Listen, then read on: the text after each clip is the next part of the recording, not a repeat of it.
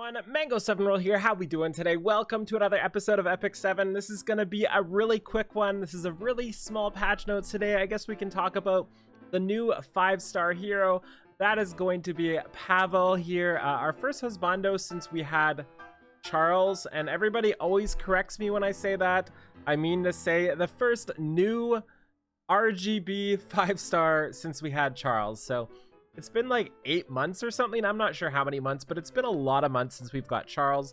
So it's really nice for those people who like husbandos to see somebody like Charles. I think he's fantastic art. He's a little plain, but you know, plain is okay a lot of times. We can see his art here. He's got some cool little scrapes and some bandages, and I don't know what that red thing is as well. He's unmatched when it comes to tracking and navigation. He looks kind of cool. He's got like a gun blade and an actual gun, so two cool things. Attack percent imprint here, and he's a Virgo. I think Virgo is bloody gems, like the demon blood gems from World 1-10 or something similar to that, or you could buy it from like 5, I think, World 5, something similar to that. Either way, you can find where those are pretty easily. There's going to be a couple other things too. They're probably in the shop as well. We can see his abilities here. His skill 1 is a 75, I believe, chance to decrease hit rate for 1 turn. I hate 1 turn decrease hit rate debuffs on skill 1s. Proportionate to his speed, which is always good. His skill 2 is Storm Bullet. This is an AoE attack that also grants him attack buff before firing. So he gets the attack buff, then he does his shenanigans, and also proportionate to the caster's speed. And finally, his Destructive Pursuit, kind of what is supposedly going to set him apart. This is a single target damage that when the enemy is not elite or boss monsters. I don't know why they put this in there. Like, how bad is it to let people be a little effective versus bosses, you know? Like, how bad is it to give Melissa God curse so she can actually hit bosses? I feel like they should just get rid of that, and if it becomes a problem, then maybe put it in. Also ignores damage sharing effects, so Bologna sort of Aurea style unit.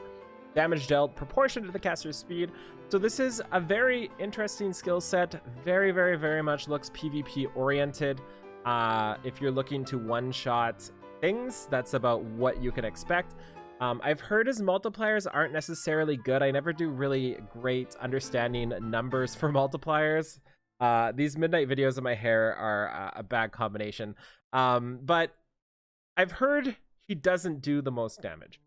And his multipliers aren't the best. We'll see when he comes out. But with his huge base speed, I believe he's got 124 base speed. You can build him really quickly. The cool part is he can also grant himself attack buff. And then if he wants to consume souls, he can go again. So he can AoE grant himself attack buff and then Destructive Pursuit somebody and pop him off. But the problem with this too is if you're AoEing with him, you're probably going to get counterattacked, and he's not going to be super tanky, I don't think. So either going to need immunity or some HP to kind of counteract that if you plan to go this route instead. I have no idea how to build him yet. I think we'll have to see a couple days to see how he actually works in practice. I feel like there's only really one way to build him, and that's just as fast as possible, as much damage as possible, and just go to town trying to one-shot things, right? Because you're not going to use him if you're boosting him. Like, you're not going to oxlots him. I can't see myself oxlotsing him. You're not going to build him slower because he scales off of speed, so I feel like he's just got to be really fast, really damagey. There's also his artifact Dux Noctis. Is that in the name of his gun? I'm not sure. Artifact background: according to my mother, this necklace holds a wolf power. That's why it shines brighter on nights you can see the moon clearly. Means the wolf will soon begin its relentless change. Okay. So it's a necklace. Oh, I see it. It's really hard to see in this art, but there's a necklace right. I can click on here. Right in there. That's really cool. So this one does increases attack of the caster by 2% when an ally makes a critical hit. Effect can only stack up to 12 times, so it can go up to 24% attack. I have no idea what to think about this artifact. I feel like it's definitely not for him, right? Because he's going to be really fast. You're probably going first. So if you go first with him with this artifact, it's legit doing nothing. Because it's when an ally makes it, not him. Correct me if I'm wrong, but that means when other people make it. Because otherwise, you could use your skill 2, crit 4 people, get 8% attack for your skill 3 boost. Assuming you soul burn your skill 2 into skill 3. I have no idea. But either way, that still seems terrible. So I guess we'll see. I'm not sure who would use this. Who would want 24% attack when an ally makes a critical hit? SSB, I feel like there's better. Yuna, maybe? But I feel like there's better. I'm not sure. I really am not sure. You guys are going to have to tell me. And that's 24%.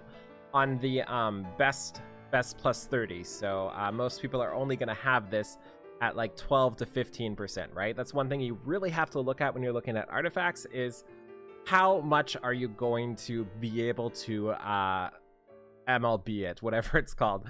How much are you going to be able to enhance it? Because like when I look at artifacts, for me, it's not really realistic to look at the bottom. I kind of look at plus 15, maybe plus 21 or so at the most when I'm kind of eyeing out these artifacts and if I want to summon. There's also his side story. 2 wolves makes sense. There's a lot of wolves. I think his wolf in the background is super adorable. And by adorable, I mean absolutely vicious and green and looking poisonous. Maybe his wolf is like captured in his pendant or something. Maybe that's what makes sense. He's getting a boost here. So is Violet. We can see his Wolf Leech. Cool. We can see his bonus. They don't show what Catalyst is going to drop. Really? You're not going to show us what Catalyst is going to drop?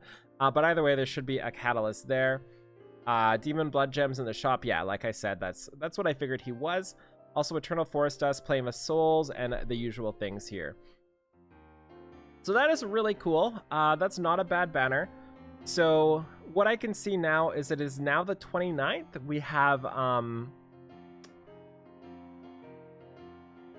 We have almost exactly 2 weeks until Valentine's. So assuming this banner lasts for 2 weeks, which I'm assuming it does. I don't know if we saw any time here.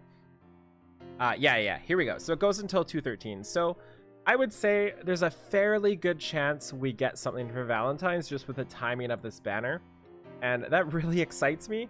So I would definitely consider that possibility as we go forward before you summon, if you can't afford to spend money for Valentine's, because there's a good chance I feel like we might get some sort of Valentine unit coming up.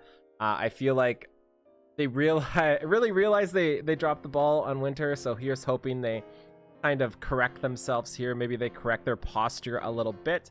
But yeah, as for Pavel, I don't think you should summon unless you really specifically want him for PvP.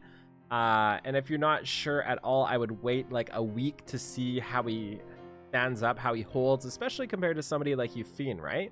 I feel like he's going to be used in the same similar scenarios as Euphine is going to be used, right? So can you make him better than Euphine for that when so many people already have Euphine and they already have her built?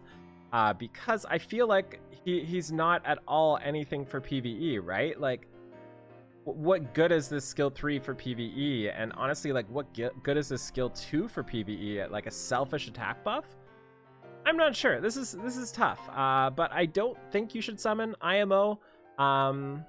If you're not sure, just wait a little bit. As for gear, speed boots, attack percent ring, crit damage neck is pretty much a given, I would say. I don't think there's any other options, especially with 124 speed.